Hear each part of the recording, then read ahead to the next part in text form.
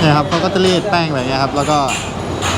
ทำเป็นแผ่นๆไว้ใช่ไหมครับแล้วทีนี้เขาก็จะเอาไปแปะโอ่งอะ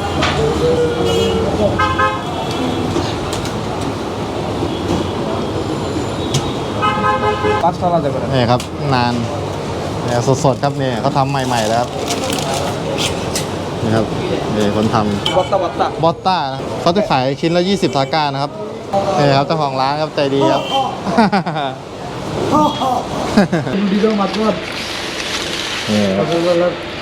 जिंदादिलेर আজকে জন্মদিনแล้วก็กินครับนี่อร่อยครับกู๊ดนะ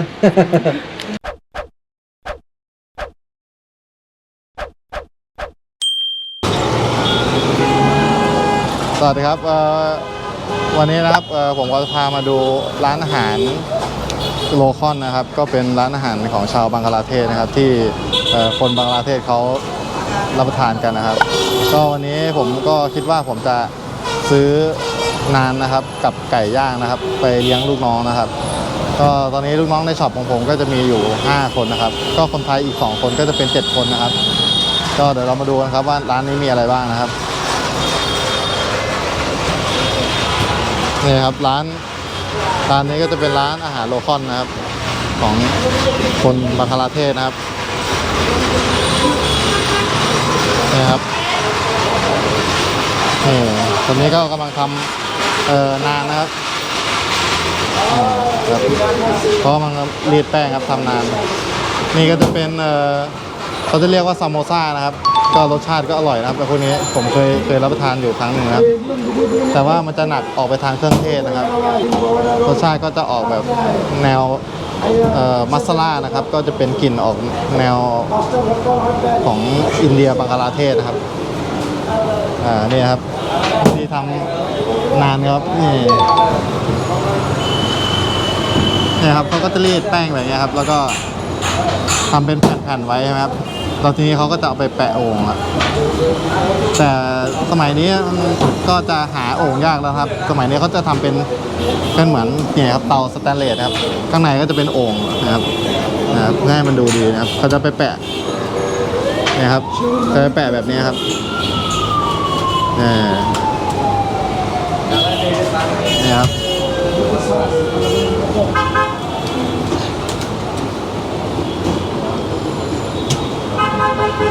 รสชาติดีครับนานผมคิดว่ารู้สึกชอบเลยครับเอาไปใส่นมได้แบบโอ้โหเหมือนคล้ายๆขนมปังกินกับนมนะครับนี่ครับเขาก็จะประมาณนี้ครับทำนานนะครับในเตาก็จะอย่างเงี้ยครับ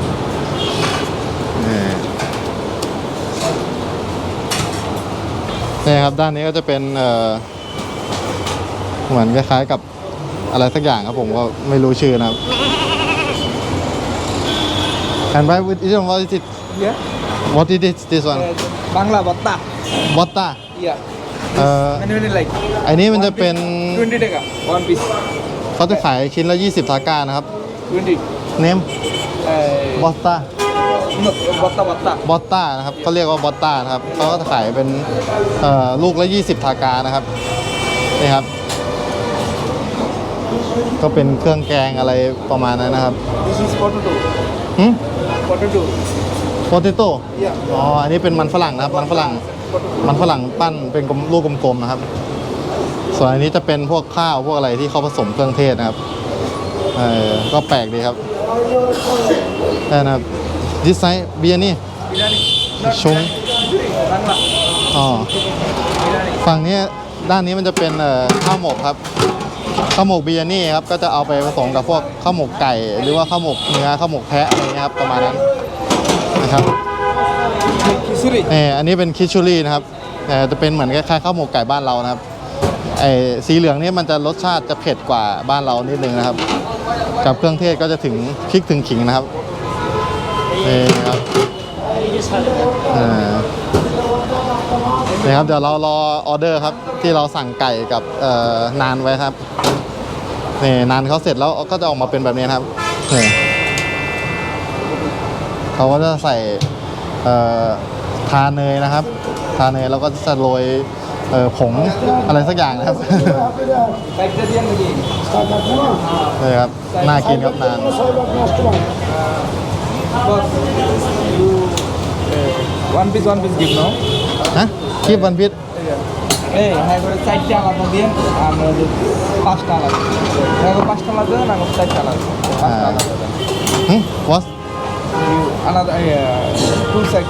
two side Yeah, you 5 piece, I 5 piece, 5 men. อ๋อโอเคโอเคโอเค thank you thank you 5 টাকা দেবেন। นี่ครับนานเนี่ยสดๆครับเนี่ยเขาทำใหม่ๆแล้วครับนี่ครับนี่คนทำน่ากินครับนะครับเดี๋ยวเรามาดูเตาครับเตาข้างในนะครับก็ขออนุญาตเขาเรียบร้อยนะครับนี่ 5 টাকা দেন 5 টাকা। นี่ครับเตามันก็จะเป็นเหมือนข้างในเป็นโอ่งครับนี่ครับเขาก็จะแปะนานเนี่ยครับข้างโอ่งครับนะครับเขาก็จะแปะนานไว้ข้างโอ่งอะไรประมาณนั้นครับเนี่ยร้อนมากครับตรงนี้นะครับส่วนวันนี้ก็จะโรยทานเลยโรยอะไรสักอย่างผงอะไรสักอย่างครับน่าจะโรยแป้งนะครับนี่ครับจะจัดใส่ถุงให้ครับนี่ร้านเขาก็ดูสะอาดดีนะครับร้านนี้ก็ถือว่าโอเคนะครับน่ากินดีครับ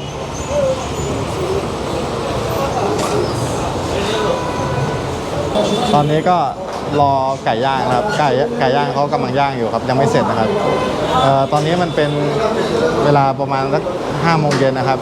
ก็คือว่าไก่ย่างเนี่ยเขาจะย่างออกไปย่างข้างนอกเนี่ยประมาณ6 โมงเย็นนะครับแต่ตอนนี้เวลา5 โมงเย็นเนี่ยเขาจะย่างข้างในร้านนะครับครับก็ตอนนี้เราก็ต้องรอเขาครับว่าไก่ย่างเนี่ยยังย่างไม่เสร็จนะครับเดี๋ยวเราย่างเสร็จแล้วเราก็จะกลับแคมป์นะครับนะครับบรรยากาศในร้านก็จะประมาณนี้แหละครับวันนี้คือตอนเย็นแล้วคนก็จะไม่เยอะนะครับคนจะเยอะอีกทีก็จะประมาณสักทุ่ม2 ทุ่ม3 ทุ่มนะครับเขาจะกินข้าวเย็นกันดึกนะครับที่นี่ครับนี่ครับช่วงนี้คนน้อยครับนี่ครับแต่งร้านก็สวยงามนะครับนี่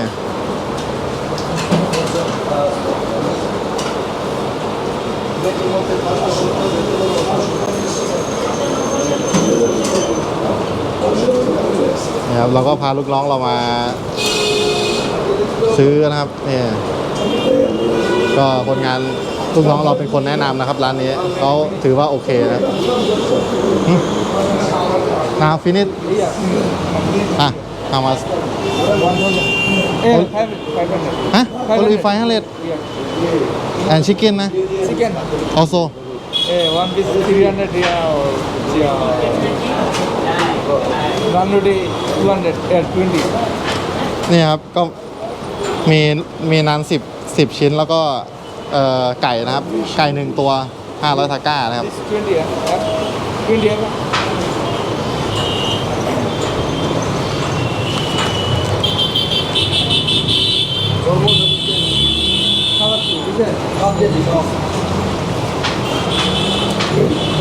นี่ครับไม่ถึง500 ทาก้าครับ480 ทาก้านี่ครับเจ้าของร้านครับใจดีครับ ตอนนี้เขาก็เหมือนจะมีแถมสลัดด้วยนะครับ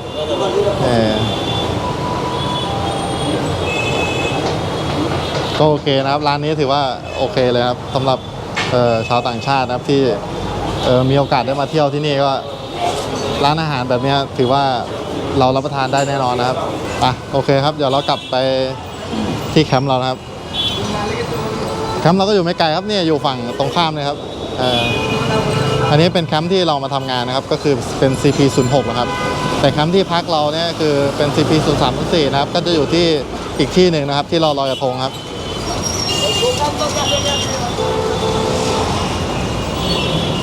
นะครับถ้าติดถนนเนี่ยมันก็จะเสียงดังหน่อยนะครับ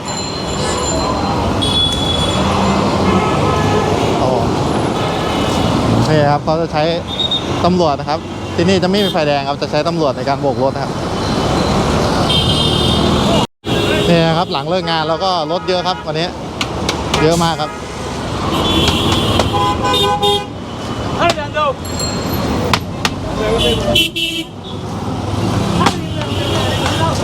ตรงนี้อย่างที่ผมเคยบอกครับมันจะเป็น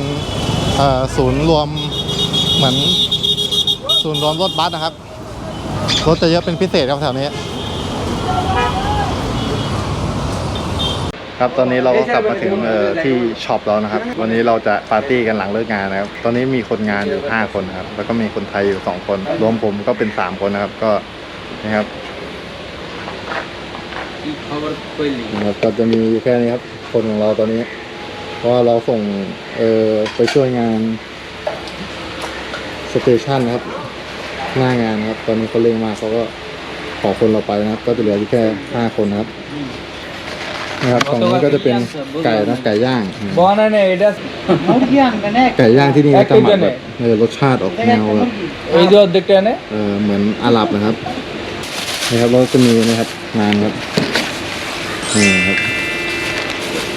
คล้ายๆโรตีนะครับแต่เขาก็จะเอาไปแปะโอ่งมันก็จะพองๆหน่อยคล้ายๆขนมปังนะครับครับก็จะมีอันนี้สลัดครับสลัดของเขามีสลัดแล้วก็จะมีอันนี้จะเป็นแกงกะหรี่นะครับอันนี้ไว้กินกับไก่กินกับนันนะครับ এই কথা কই না ก็เตรียมตัวรับประทานอาหารครับวันนี้ นี่ครับ এটা শোনা พอมาถึงเนี่ยครับคนงานก็เริ่มจัดครับนี่ครับ আজকে জন্মদিন বার্থডে ভালো বার্থডে ভালো এই যে ঠান্ডা এই যে এই ওটা ডালে মাংস বেড়ে দেন ডালে কত লাগে মাংস আর সালাদ খুলি নাই দাওสลัดเอาโซสลัดসেই ডলার তোমাদের টাকা দিয়ে খাস তার মধ্যে দিয়ে হবে ওটা ডালম কি ওইটার ভিতরে উপরে লাগাই দেনนี่ครับเขาก็ তাহলে তো কোনা সেরা দরকারเริ่มครับรับประทานไง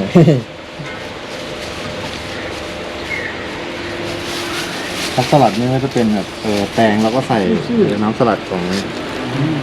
ชาวบังคลาเทศ এটা সিম্পল แต่ไม่เหมือนสลัดบ้านเรานะอันนี้ก็จะเป็นแกงกะหรี่นะครับไก่กับไก่ครับ বাঙালি খায় এই নাম ফার্স্ট খাইছি নাম কি আর মেয়ের নাম রয়েছে লাম্বা মোটা আচ্ছা আমি একটা শেষ ছিলামต้องกินแบบนี้ครับนี่ ভিডিও করে তোครับวิธีรับประทานครับ বাঙালি দেও মন্দ করেนานที่หมกไก่ครับนี่แล้วก็กินครับนี่อร่อยครับกู๊ดนะ গুড